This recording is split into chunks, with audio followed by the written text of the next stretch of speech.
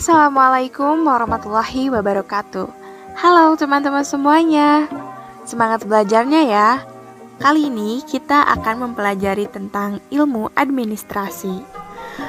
Yang kita akan bahas adalah tentang paradigma New Public Service. Yuk langsung aja. Sebelum lanjut ke materi, kita kenalan dulu yuk. Kami beranggotakan terdiri dari Angelica, Dila Nurul Ramadhani, Muhammad Abdul Halim, dan saya sendiri, Gilang Miradika Fauzia. Kami berasal dari D4 Informasi dan Hubungan Masyarakat, Konsentrasi Kearsipan tahun 2020.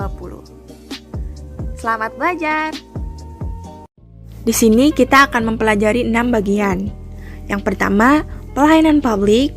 Yang kedua, policy innovation. Yang ketiga, pergeseran paradigma pelayanan publik. Yang keempat, tentang new public service. Yang kelima, tentang kendala new public service di Indonesia. Dan yang terakhir adalah solusi. Pertama, kita akan membahas tentang pelayanan publik. Apa sih yang dimaksud dengan pelayanan publik? Pelayanan publik merupakan bentuk operasionalisasi kebijakan publik pemerintah pusat maupun daerah. Kebijakan publik meliputi kebijakan umum dan kebijakan teknis. Kebijakan umum berbasis aspirasi dan kebutuhan masyarakat. Selanjutnya, pelayanan publik juga harus memperhatikan kepentingan masyarakat dan perkembangan kebutuhan, serta tuntutan masyarakat yang semakin meningkat. Oleh sebab itu, dibutuhkan pemenuhan dan penyelesaian dengan melakukan policy innovation, mencakup penciptaan kebijakan baru ataupun pembaharuan, penyempurnaan kebijakan yang telah ada pada sebelumnya. Faktor pendorong timbulnya policy innovation. Yang pertama, ada pendapatan masyarakat cukup, karena hasil pajak dan retribusi yang dihasilkan akan lebih tinggi daripada masyarakat yang berpenghasilan rendah. Kedua, perkembangan kota atau urbanisasi, perpindahan penduduk dari desa ke kota. Sumber daya akan lebih terhimpun sehingga menambah kekuatan terhadap pemberlakuan policy innovation. Yang ketiga, ada pendidikan atau education, yaitu pendidikan tinggi akan memberikan masyarakat kemudahan dalam menerima kebijakan-kebijakan baru yang lebih rasional dan mendorong minat dan perhatian masyarakat untuk ikut berperan serta dalam mewujudkan kesejahteraan. Pergeseran paradigma pelayanan publik terjadi dari paradigma tradisional bergeser ke paradigma demokrasi yang dikenal dengan 3 model pergeseran. Yang pertama, ada administrasi publik tradisional atau old public administration. Yang kedua, kemudian bergeser menjadi model manajemen publik baru atau new public management, dan kemudian bergeser lagi menjadi model pelayanan publik baru atau new public service. Pergeseran paradigma pelayanan publik tentunya memiliki kualitas, yang mana kualitas pelayanan publik ini dapat diukur dari proses dan output pelayanan.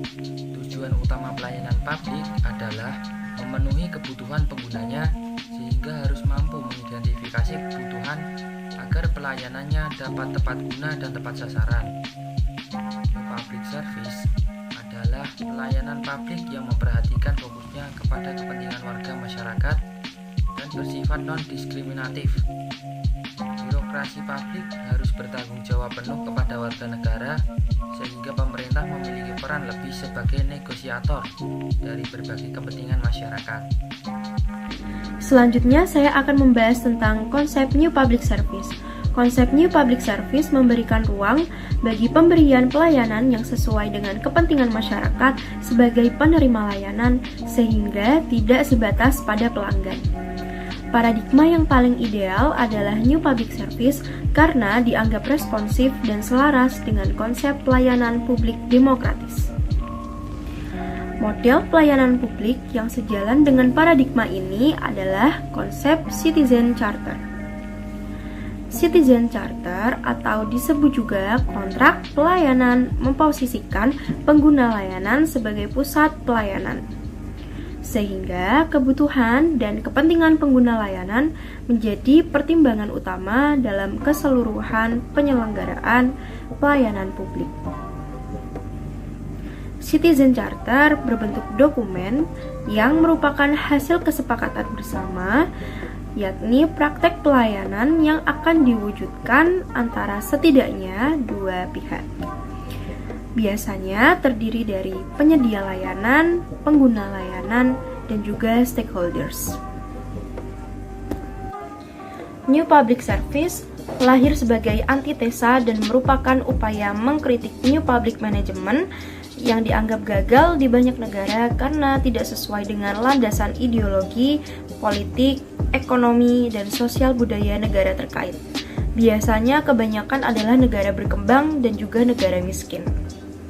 Teori New Public Service memandang bahwa birokrasi adalah alat yang digunakan oleh rakyat dan harus tunduk kepada suara rakyat selama suara yang dikeluarkan rasional dan legitimate secara normatif dan konstitusional.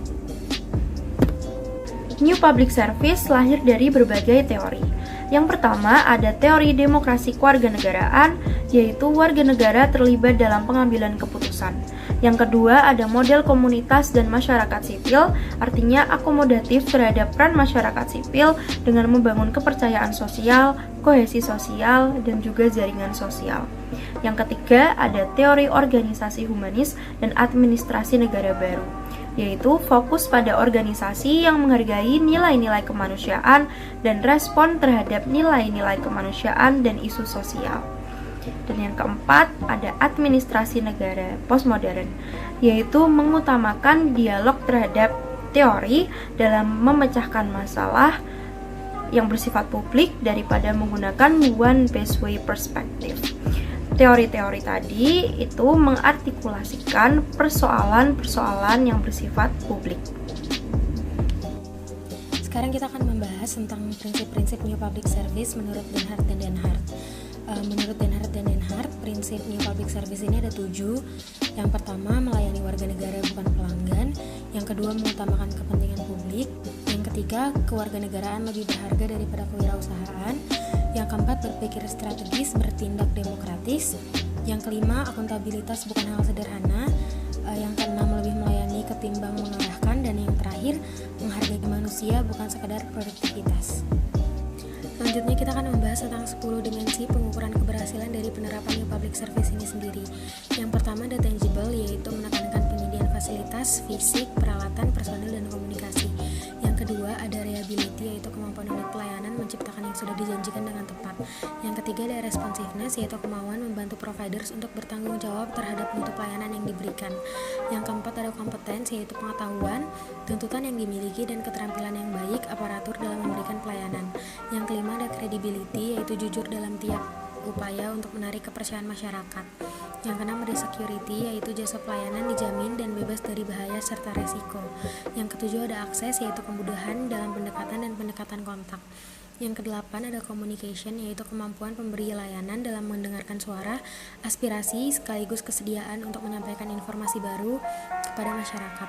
Yang kesembilan ada courtesy, yaitu perilaku atau sikap ramah dan tanggap terhadap keinginan pelanggan dan tidak enggan untuk melakukan kontak atau hubungan pribadi. Yang ke-10 ada understanding customer, yaitu melakukan segala usaha untuk mengetahui kebutuhan pelanggan. Nah, menurut pendapat R. Nugroho Dwijowiyoto, beliau mengatakan bahwa di Indonesia ini masih belum terlaksana dengan maksimal karena banyaknya masalah yang perlu dibenahi sehingga menghambat penerapan konsep New Public Service ini sendiri. Selanjutnya kita bakal ngebahas nih kendala-kendala apa aja sih yang dihadapi sama Indonesia dalam melaksanakan New Public Service. Yang pertama itu ada pengaruh budaya lama atau feodal. Yang kedua itu ada politisasi administrasi daerah tuntutan otonomi yang merupakan bentuk ketidakpuasan daerah dalam pembagian kekayaan daerah dengan pusat yang terjadi hanya di daerah tertentu seperti Aceh atau Kalimantan Timur dan terjadinya pada saat reformasi tahun 1998. Yang ketiga itu ada kurangnya sosialisasi dari pemerintah. Lalu SOP atau Standard Operating Procedure yang berlaku juga masih sangat kurang, padahal sangat penting untuk pos pelayanan masyarakat. Dan yang terakhir ada kinerja pegawai yang rendah, kedisiplinan dan attitude dalam memberikan pelayanan kurang baik, dan sanksi yang diberikan ketika ada pelanggaran pun kurang tegas. Nah, setelah tadi kita udah ngebahas tentang kendala-kendalanya, sekarang kita akan membahas tentang solusinya. Yang pertama itu ada pengawasan kinerja dan hasil kerja secara spesifik sehingga dapat diukur. Yang kedua itu ada mengoptimalisasi pelayanan publik. Yang ketiga, sosialisasi peraturan-peraturan yang dibuat oleh pemerintah. Yang keempat, adanya motivasi dalam diri untuk melakukan perubahan ke konsep new public service. Dan yang terakhir, pembagian kekayaan daerah dengan pusat dilakukan dengan adil dengan kesepakatan bersama.